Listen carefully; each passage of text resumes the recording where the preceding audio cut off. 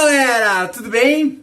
O último vídeo a gente discutiu um pouquinho o contexto de como que os Estados Unidos chegou ao seu processo de independência, né? Tentamos buscar entender justamente os rumos que a relação das 13 colônias com a Inglaterra, aí no século XVIII, frente a todas aquelas mudanças políticas, econômicas e sociais do mundo, acabou levando a um choque, né, entre os interesses da metrópole Inglaterra e da sua colônia, e das 13 colônias. Né? E aí algumas mudanças, principalmente algumas medidas restritivas que os ingleses tomaram perante as suas colônias, acabou provocando descontentamento dos colônios e levando eles ao questionamento desta relação. Tá? E hoje no vídeo nós vamos tentar entender justamente a Guerra de Independência, como que aconteceu esta guerra, né, e o que foram as consequências dessa guerra. Então a grande gota d'água da relação entre a metrópole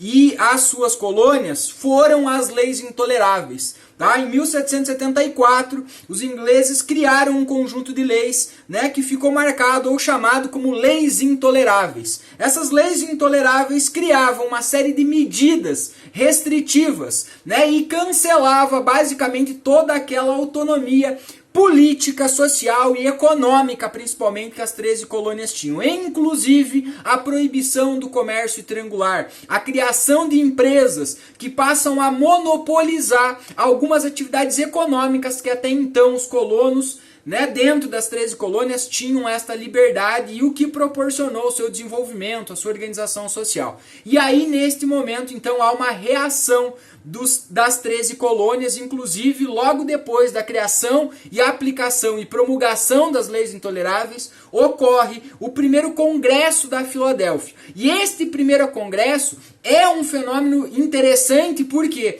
Porque se a gente retomar lá no processo de colonização e o surgimento das 13 colônias, nós precisamos lembrar que neste processo, as 13 colônias, elas não criaram um grupo homogêneo, coeso. Eles criaram dois grupos com diferenças políticas, sociais, estruturais muito distintos, né? Que é aquele grupo das colônias do norte, que eram ou caracterizavam com pequenas propriedades, mão de obra livre, um incentivo à manufatura, e as colônias do sul, que vão se dedicar aos grandes latifúndios, à utilização da mão de obra escrava e voltado para uma economia mais agrícola nesse sentido. Então esses dois grupos das colônias, eles tinham uma série de diferenças que colocavam eles literalmente em lados opostos em questões políticas, econômicas, sociais. E justamente essas medidas de restrição da Inglaterra acabam provocando a união desses dois grupos. Então, em 1774, no primeiro Congresso da Filadélfia, eles deixam as suas diferenças de lado,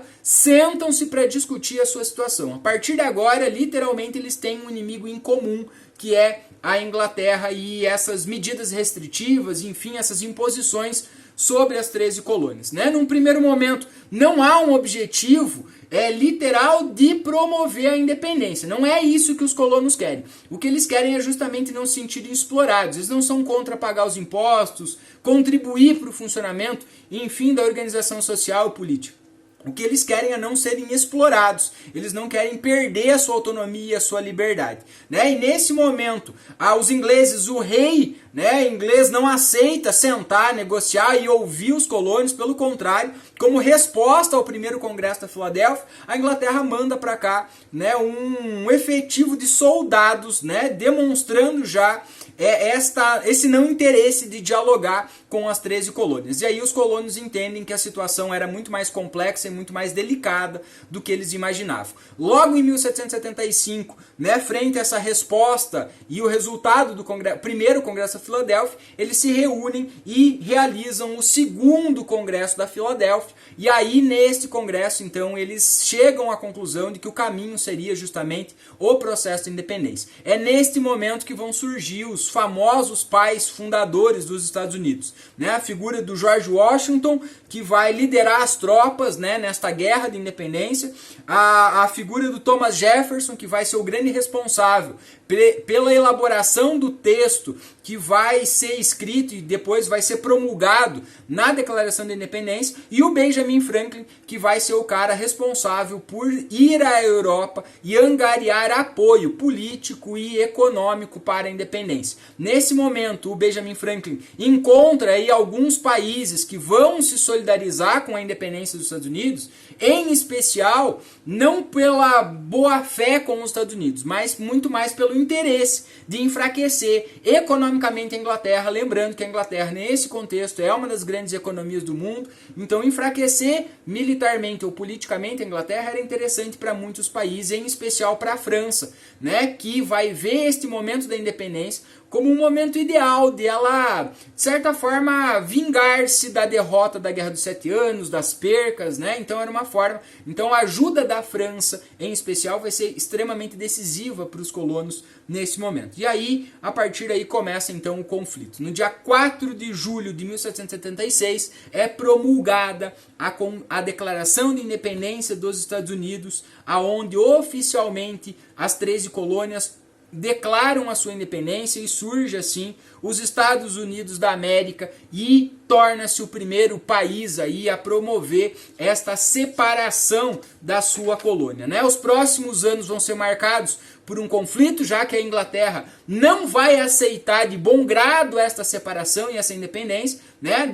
O reconhecimento por parte da Inglaterra só acontece lá em 1783, né, onde no Tratado de Paris, ou também conhecido como Tratado de Versalhes, então a Inglaterra oficializa o reconhecimento da independência e os Estados Unidos passam a ter aí, nascem de fato como nação e passam a se organizar. No dia 17 de setembro de 1787, os Estados Unidos elabora e promulga a sua primeira Constituição, né, sua primeira Carta Magna, né, primeira e única, na verdade, porque eles continuam usando a mesma, né? E aí nasce aí uma república federativa presidencialista, a tripartição dos poderes, garantindo, né, direitos aos cidadãos, liberdade de imprensa, de crença, liberdade religiosa, liberdade e direito de julgamento para as pessoas. Então aqueles princípios, em especial do iluminismo, aqueles valores burgueses do iluminismo, agora materializam-se na Constituição dos Estados Unidos e neste processo, né?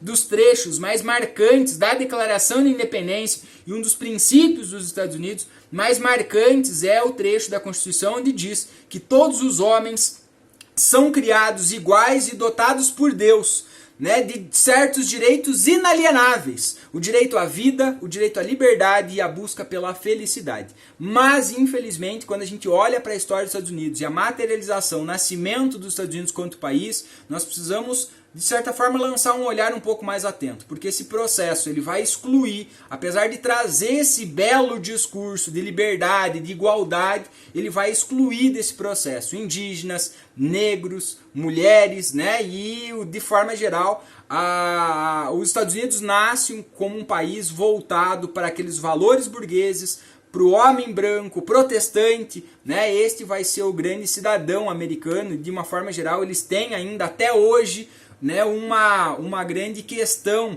né, dentro dessas discussões raciais, discussões econômicas, ainda com algumas questões muito latentes na sociedade. Mas esta discussão é um tema, né, para um outro momento, mas não pode se deixar levar e se reconhecer a importância desse processo da independência dos Estados Unidos, né? A independência dos Estados Unidos serve, em especial, de exemplo para outros processos, né? Logo depois da independência dos Estados Unidos, há outras colônias também nessa mesma situação de exploração, vão ver ali, né, um elemento motivador para justamente organizar seus processos, lutar pela independência, lutar, né, pelos seus direitos, lutar pelas suas condições, literalmente de igualdade, que são aqueles valores trazidos pelos ideais racionais iluministas nesse momento. Tá? Então este processo da independência dos Estados Unidos foi extremamente importante para a história. Tá? Ó, gostou do vídeo? Curte aí, segue o canal que daqui a pouco tem mais.